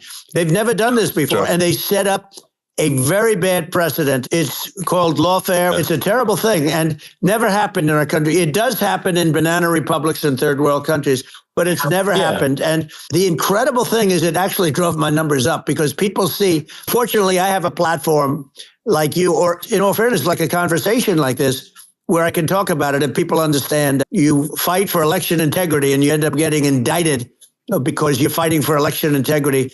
And when the day comes that you can't fight for election integrity, you don't have a country anymore. So what happens is they went after their political opponent, me. Now, Biden's close to vegetable stage, in my opinion. Okay, I looked at him today on the beach and I said, why would anybody allow him? The guy could barely walk. Why would anybody allow him? Do you have a political advisor that thinks this looks good? He thinks this looks good because it looks so bad and it's ridiculous. And he's been doing that for a long time. He can't lift the chair. The chair weighs about 3 ounces. It's for children and old people to lift. And he can't lift it. The whole thing is crazy. Well, he's clearly, we just don't have a president. You don't have a president. And she's going to be worse than him because she is a San Francisco liberal who destroyed San Francisco. And then as Attorney General, she destroyed California. You talk about location, and we're talking about the sun and the water and all. There's nothing better than California. She has destroyed that. She was the original DA. She was the original in San Francisco. She was the original general in California. What she has done to California is, you know better than I do. You just left California for a lot of those reasons. And what she's done with crime, with cashless bail, where you kill somebody. We have states there you kill somebody and they let you out right away. You don't have to even put up, and then they never find the people unless they kill again, and then they let them out again. Our country is becoming a very dangerous place. And she is a radical left San Francisco liberal. And now she's trying to protect. Now she's looking like she wants to be more Trump than Trump, if that's possible. I don't think it's possible, but she wants to be more Trump than Trump. Yeah. I want a wall. I think that's, She wants to release all the presidents that are in detention. And some of these guys are really bad. Right. That just came out today. She doesn't want to build the wall, even though the walls work. Walls and wheels. In your business, everything you do is obsolete, almost, well, not the tunnels, but everything is obsolete. Even your rocket ships, they're like a month later, they're obsolete. You find a better way to. The only thing that's not obsolete is a wall and a wheel. And the wall, I built hundreds of miles of wall, and that's why we had such good numbers. I was going to add 200 miles. We bought it. We could have flipped it up in 3 weeks, and they sold it for 5 cents on the dollar. That meant, I said, wow, that means that they actually do want to have open borders. She wants to have open borders, and now she's going like she's tough on the border. It's such a lie. Yeah, this is simply not true. This is simply not true. No, and everybody knows it's a disgrace that she can say it. No, obviously what's happening overnight is they're rewriting history and making Kamala sound like a moderate when in fact she is far left, like far left. Worse than Bernie Sanders. She is considered more liberal by far than Bernie Sanders. She's a radical left lunatic. And if she's going to be our president, very quickly, you're not going to have a country anymore. And she'll go back to all of the things that she believes in. She believes in defunding the police. She believes in no fracking, zero. Now, all of a sudden, she's saying, no, I really want to see fracking. If they got in, the day she got in, she'll end fracking. And by the way, if people didn't think that, the lunatics that really believe in that, they won't vote for her. The Palestinians and Israel. She is so anti-Israel, and she's bad. Actually did something that was impossible. Both sides hate him. Both sides. That was a hard thing to do. Unification. Yeah, no, Netanyahu came to give a talk to a joint Senate and House sitting, and I was there, and Kamala stood him up. What does that say? I think it's highly disrespectful. Say, if you're a Jewish person or if you believe in Israel, if you're a person that was very pro-Israel, if you vote for her, it's worse than Biden, and Biden was bad. But if you vote for her, you ought to have your head examined. And tonight, as we're doing this, I'm seeing reports coming that they expect an attack tonight or tomorrow from hundreds and maybe thousands of rockets. Their Iron Dome, as they call it, as we all call it, but their shield that they build, that can be swamped. We'll use the term that's appropriate, swamped. But they swamp it by shooting enough missiles. You know this better than anybody. By shooting enough missiles, they can't defend themselves. They just obliterate the whole place. And that's what some people think they're looking to do. And we have no leadership. There's no respect for the United States of America with these people. And I'm telling you, she'll be worse than him because she's a believer in being radical left, and he wasn't. I think you're right. It's important for the public that may be listening to this to look at Kamala's track record before the last month and say, is that a track record you agree with? And I think if you're an independent moderate, you definitely would not agree with it because her behavior has been far left. And we're seeing just an overnight propaganda attempt to rewrite history and make it sound like Kamala's moderate when she in fact is not moderate. Her running mate approved, signed into legislation, tampons in boys' bathrooms, okay? Now, that's all I have to hear. Tampons in boys' bathrooms. And that means she believes in that too. This guy, because he was the closest to her. A lot of people thought she'd pick sort of the opposite, but she picked an anti-Israel radical left person. But she is far worse, they say, than Bernie Sanders. If we have her as a president, if we have a Democrat at this moment as the president, I don't think our country can survive. I think it's a massive. I think we're in massive trouble, frankly, with the Kamala administration, and that's my honest opinion. And I think really it's essential that you win for the good of the country for this election, and that's understating my opinion. Now, you may have seen this, but I got a letter from the EU Commission saying to not have disinformation on during this discussion that we're having, and there's a lot of attempts to do censorship and to force censorship even on Americans from other countries. And what do you think about that? I know the European Union very well. They take great advantage of the United States in trade. We, through a different forum, NATO, we protect them. And yet, if you build a car in the United States, you can't sell it in Europe. You just can't sell it. It's impossible. The same thing with our farmers find it very difficult to do business. We have a deficit with them of $250 billion, which people don't know. It sounds so nice, the European Union, but let me tell you, they're not as tough as China, but they're bad. And I let them know it. And that's probably why they notified you. No, they don't treat our country. We defend them with Ukraine. So we're in for $250 billion, and they're in for about $71 billion, and they have the same size. If you add up the European nations in terms of an economy, it's about the same size when you say as us. And they're in, and they're in much greater risk. They're right there. We have an ocean separating us from, in this case, the enemy would be Russia. It used to be for the Soviet Union, but let's assume they're close enough. What happens is they're in for 70-something million, I think even less than that, billion, and we're in for about 250 billion, and it could be a lot higher than that. And I say, why aren't you going to equalize? Why aren't they paying what we're paying? And they're in much more there. It's much more important for them because of the fact that they're right near there. They're all in that location. We're not. But they should, and I did it with NATO. There were only 7 countries that were paid up in NATO out of 28 at the time. And it was the United States subsidizing NATO, tremendously subsidizing NATO. And I said, I went in and I said, you got to pay up. If you don't pay up, I'm going to defend you any longer. I took a lot of heat. What happened? Billions and billions of dollars came flowing in. And I think a lot of the public isn't aware of the fact that the United States pays a disproportionate share of the NATO expenses. And then we get taken advantage of on trade. So think about it. The point of NATO is defending Europe. And it's okay, why is the United States paying disproportionately more to defend Europe than Europe? That doesn't make sense. That's unfair. And that is an appropriate thing to address. When you talk about cost cutting and savings and everything else, honestly, look, there's nobody that feels worse about the Ukraine situation than I do, because I know it would have never happened. I know Zelensky.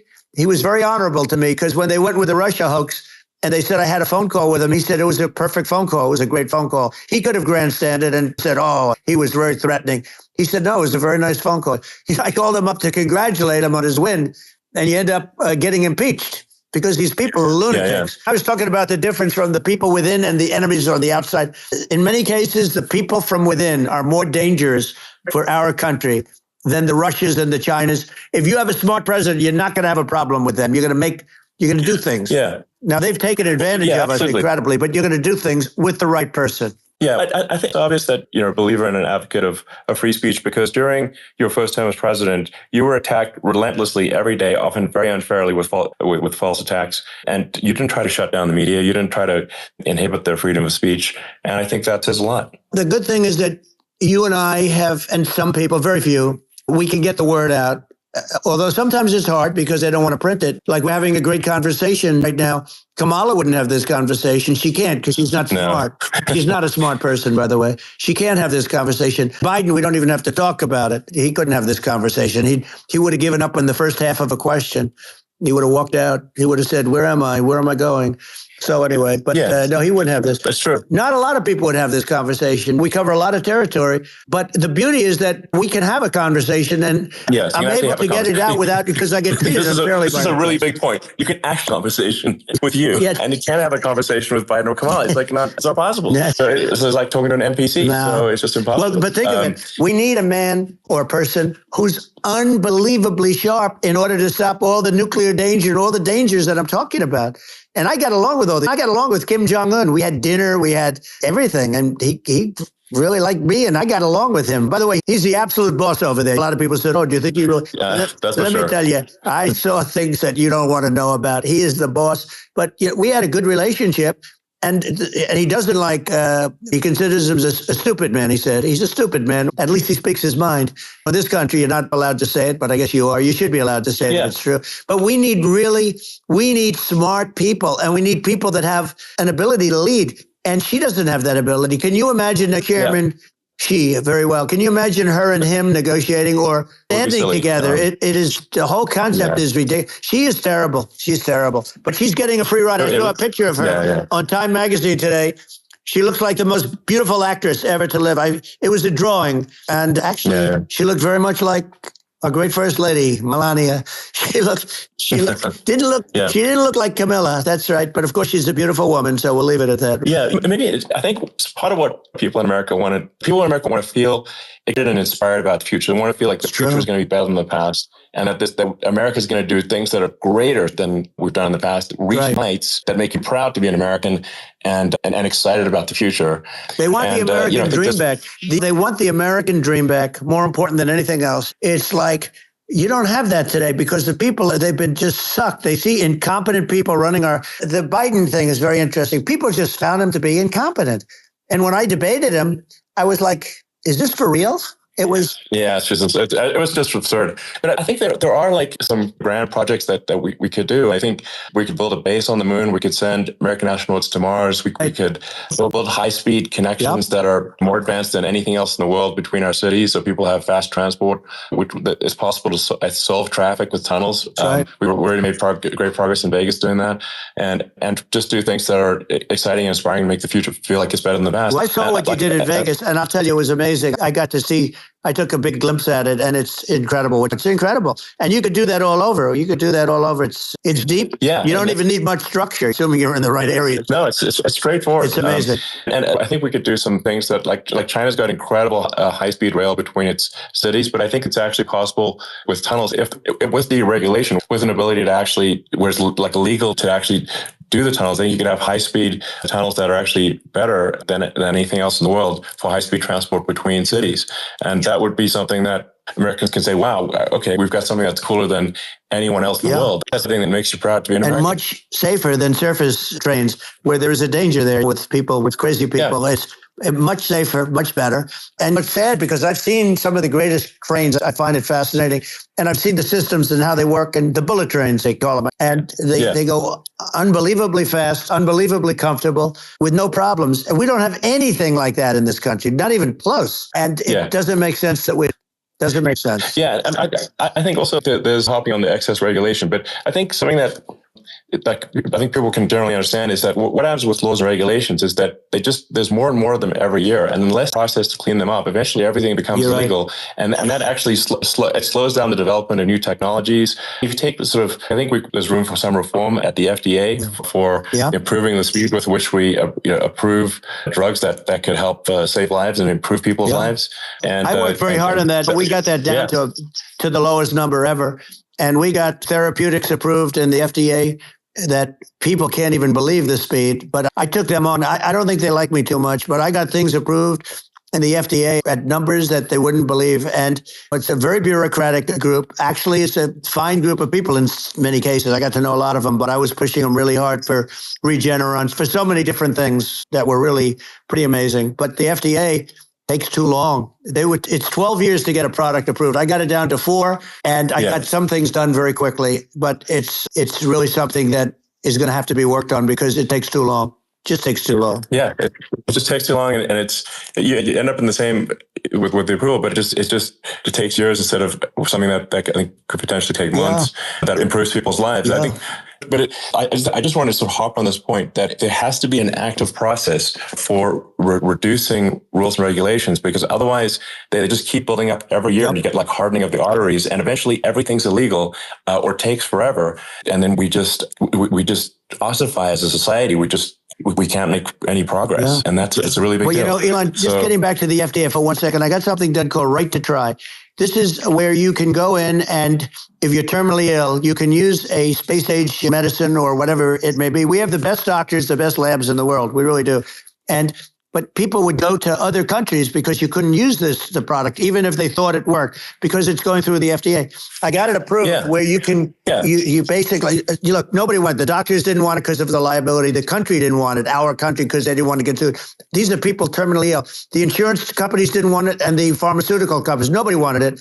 I got everybody into a room, and we came up with an agreement that you won't get sued. And also, they didn't want it on their record. If somebody's terminally ill and they die after taking a drug, they didn't want that on their record. So we set a separate list. If somebody was, so it wouldn't count as a negative. Okay. And as we got it done, we have saved Right to Try. They've been trying to get this done for 58 years. And it sounds simple, but it wasn't, because the insurance companies, nobody wanted it, but we got it done. Somebody you sign a document that you're not going to sue the insurance companies, the country, you're not going to sue anybody.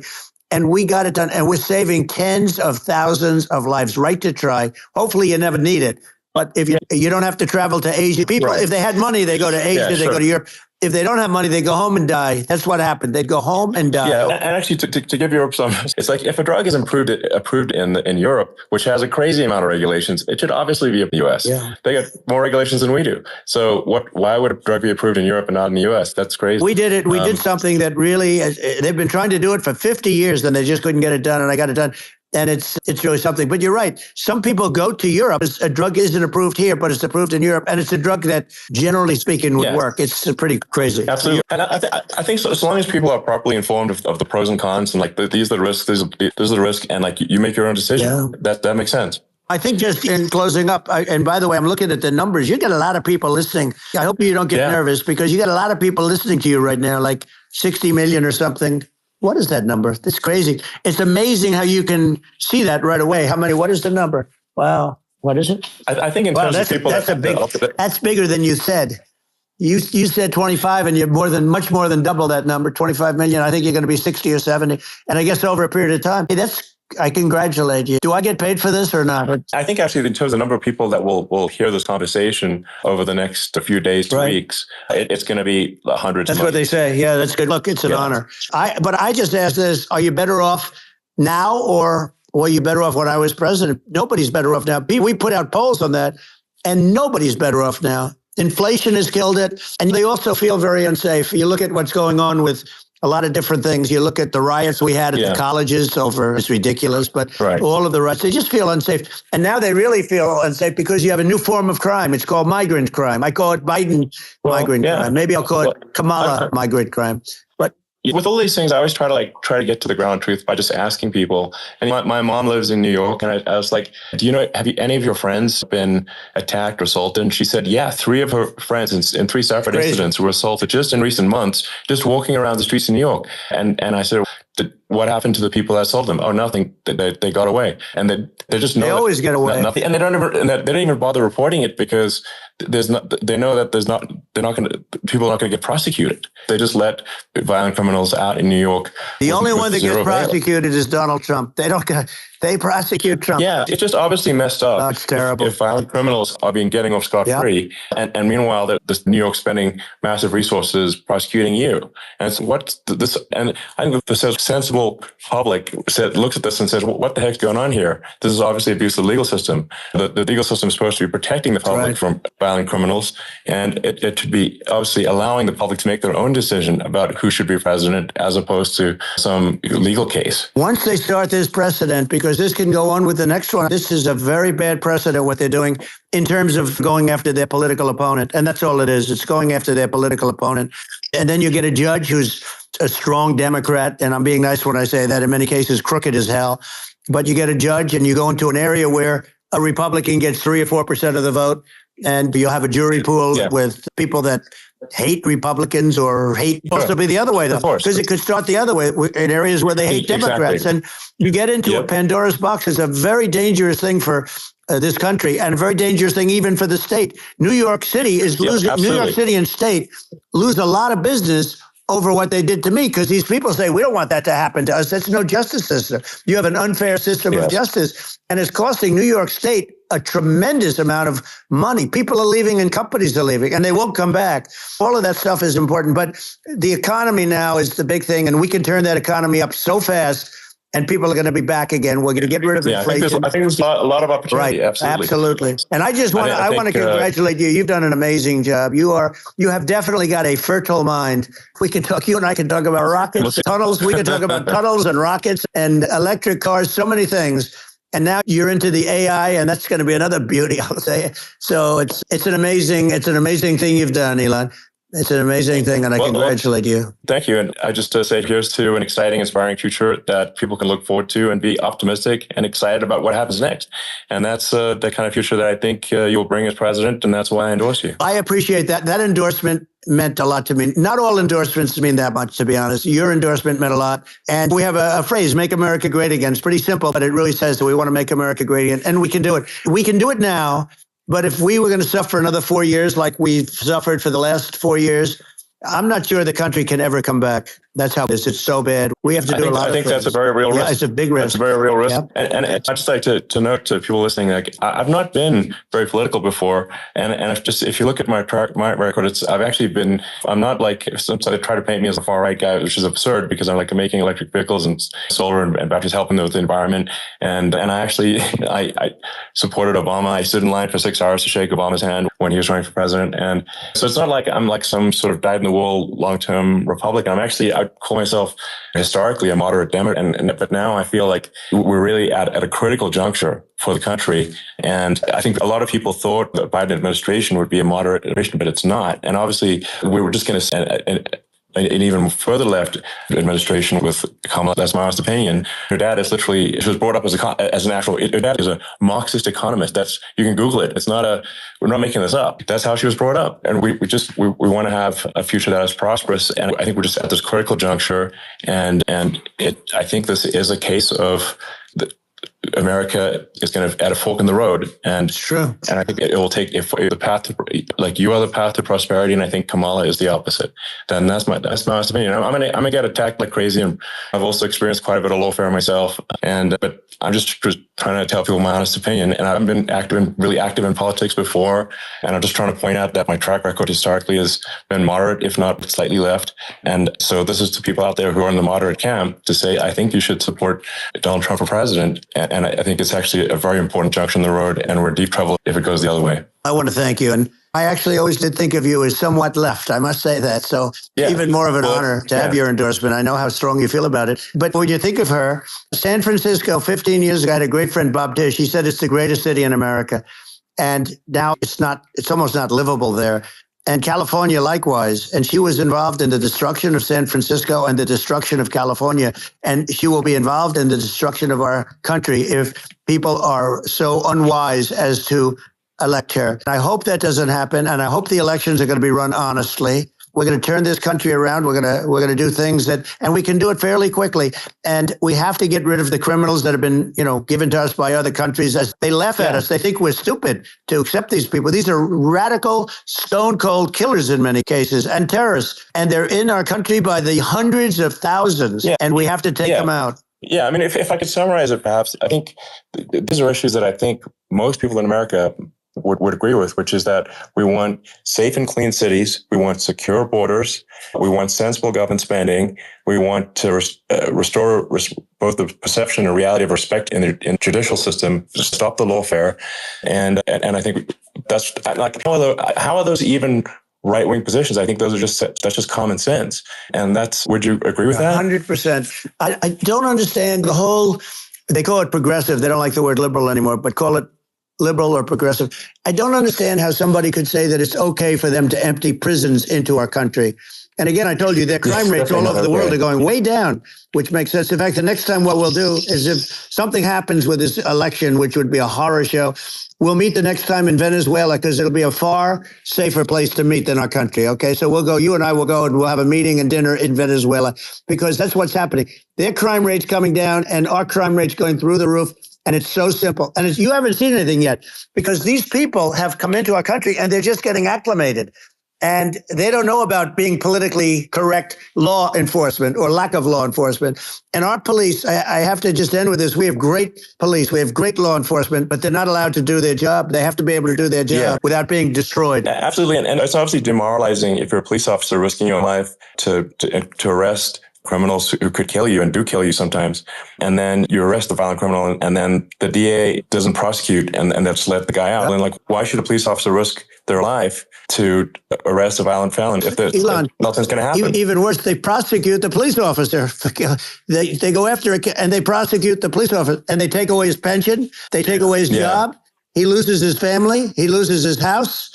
I thought it was very telling, like incredibly telling, that when there was that case where a gang of thugs beat up police officers, I think it was in Times Square in New York, and then nothing happened to those guys. They were let out, zero bail, and I think a bunch of them were given free tickets to California.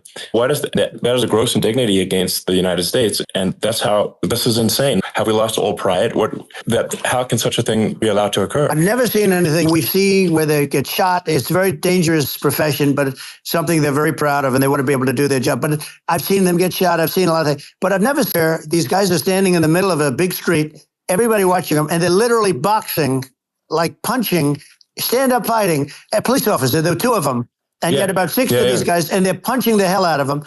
And in their own country, they would be, if they did that, they'd be shot. They would be shot instantly. And they come to countries, and it's taking them a while to realize that we don't do that in the country. But in their own country, if they stood on a street and had a fight with a police officer, they would be shot. There's no political correctness. And it's such a sad, it's such a sad thing to see. And that's the reason you have crime, by the way, because we don't do anything about it. Yeah, we just cannot have a situation where our police officers are beaten up on camera by a gang of illegal immigrants, and then nothing happens to the guys that beat up the cops, and they're let out. This is unacceptable. Well, we're going to change it, and we're going to get them out of the country. When I first got involved, they said you couldn't get them back to these countries. You couldn't take them back. In the case of Guatemala, Honduras, El Salvador, some others, you couldn't get it back. And I said, really? Oh, you can't get it back? Because he couldn't get him back. They'd fly him in and they'd put planes on the runways in these countries so you couldn't land a plane. They'd bring them back. And the generals told me, sir, we can't bring them back. The countries won't accept MS-13 gang members. They won't accept them. And I said, really, how much do we pay these various countries in terms of economic aid, which is also somewhat ridiculous. And the answer was $750 million. I said, good. Tell them they're in default. They're delinquent. We're not paying them anymore because they won't accept it. And you know what happened? They all called me, every one of them. They said, we would be honored to take them back, sir. We would be honored. It was so easy. But it's one of those things. And we got them back. We took in so many. MS-13 is probably the worst gangs in the world. They're the most vicious, violent. We took them out of here by the thousands and got them out of here. And their countries took them back. And because I said, you're not getting any more economic aid. And once I said that, they were nice. They wouldn't take them back for Obama. They wouldn't take them back for anybody. And now we have a problem because we have this guy, and they don't take them back anymore with Biden because they don't respect him. So it's got to be done. We just can't have, whether they're citizens or not citizens, we can't have, because they won't prosecute citizens either. It's not just illegals. You can't have repeat violent offenders that don't get incarcerated. That's right. Because they will obviously, by definition, continue to people. And I think where part of this comes from is that I do consider myself liberal in some ways. It's just that you want to have empathy for people. Obviously, you want to have empathy for people. I totally agree with that. You want to have empathy, but you also have to have empathy for the victims of the criminals. And if you just have empathy for the criminals, it's actually shallow empathy. It's not real. You're not thinking. You're one layer deep empathy. You got to say, if you don't incarcerate this person, it's going to hurt. Whether they might kill someone, they might rape someone. If you don't incarcerate them, you have to have empathy for the victims. And there's a lack of empathy for the victims of the criminals and too much empathy for the criminals. It doesn't make sense. That's why you want to have deep empathy for society as a whole, not shallow empathy for criminals. Right. And we have to give our police officers the dignity and the respect that they deserve.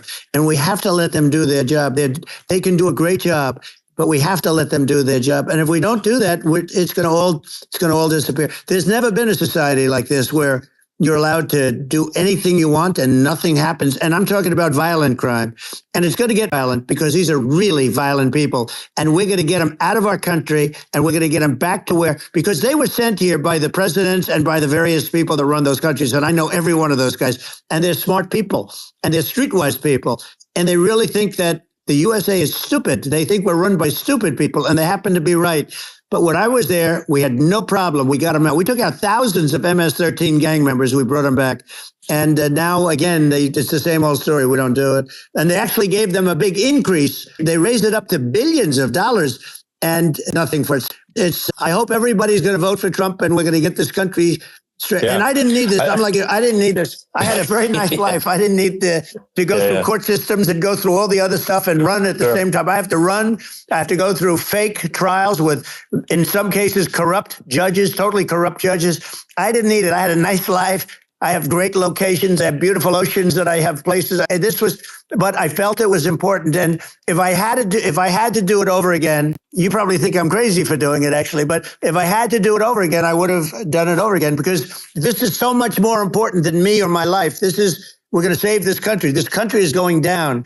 And these people are bad people that we're running against, and they're liars. They make statements. They do things that are so bad. They say they're going to make a strong border. They say they've been great on the border, and they've been the worst in history. They say they're going to stop crime. They speak for themselves. It's so incredible. It's got to the point where people just don't even bother reporting crime in a lot of cities because they know nothing that's going to happen. And that's what I hear anecdotally from people all the time. It's just my values. I'm just saying to people out there, like the things I think are important for the future is we've got to have safe cities. We've got to have secure borders. We've got to have sensible spending. And we've got to have, so we can have a prosperous future. And then we want to have some exciting sort of moonshot project that people can get fired up about. That's the future I'm looking for. And I'm pro environment, but I'm not against. I don't think we should vilify the oil and gas industry because they're keeping civilization going right now. But I do think we want to move at a reasonable speed towards a sustainable energy economy. Those are my values, and I think, and that's why I'm supporting you for president. I appreciate it. We're going to give incentive to companies to come into our country, not to leave our country. We're going to be giving tremendous incentives. We want companies to build here, not to build in other locations. And we want to create jobs. And again, it's about the American dream. You don't hear about the American dream anymore, Elon. You're the American dream in the truest sense, but you don't hear about the American dream anymore. And you're going to hear about it people, they need that incentive to go out and do it. They're going to love their lives. They're going to look forward to getting up in the morning and going to a job that they love, not that they can't stand, or not any job at all where they have no money, where they literally have no money, and then they end up with violence and lots of other problems. No, we're going to do some great things. And I learned a lot in the first. We had a great economy and all of that. We rebuilt the military, we did so much, but I also learned the best people. I learned the good people, the smart people, the dumb people, the people that can do things, the people you learn. When I first came in, I tell people I was in Washington, D.C. only 17 times, according to the fake news media. I was in 17 times. I never stayed over. And you don't know people. You rely on other people to give you names, and then you realize the people you relied on weren't so good. Now, we had great people, but we also had some where I wouldn't have, used them had I known. Now I know everybody. And I think we're going to really turn things around fast. We have no choice. Otherwise, we're not going to have a country. And I really appreciate this. To me, it's been a lot of fun being with you. You're an amazing guy. You've done an incredible job and a great inspiration to people, a great inspiration. And I hope you keep going and just continue to do well. And we're going to have a big election coming up. And I think November 5th will be the most important day in the history of our country. I think that election will be the most important election. And I think it'll end up being maybe the most important day in the history of our country, because if we don't win, I just feel so sorry for everybody. No, I think we're at a fork in the road of destiny, of civilization. And I think we need to take the right path. And I think you're the right path. So I think that's what it comes down to. Thank you very much, Elon. It's a great honor. And we'll do it again sometime. And it's been really fun. And I hope you got a lot of viewers. I hear you got a lot, but I hope you got I know you got a lot of them. I appreciate it. I'll see you soon. All right. Sounds good. Thank you. Thank you, Elon. Thank you very much. Bye.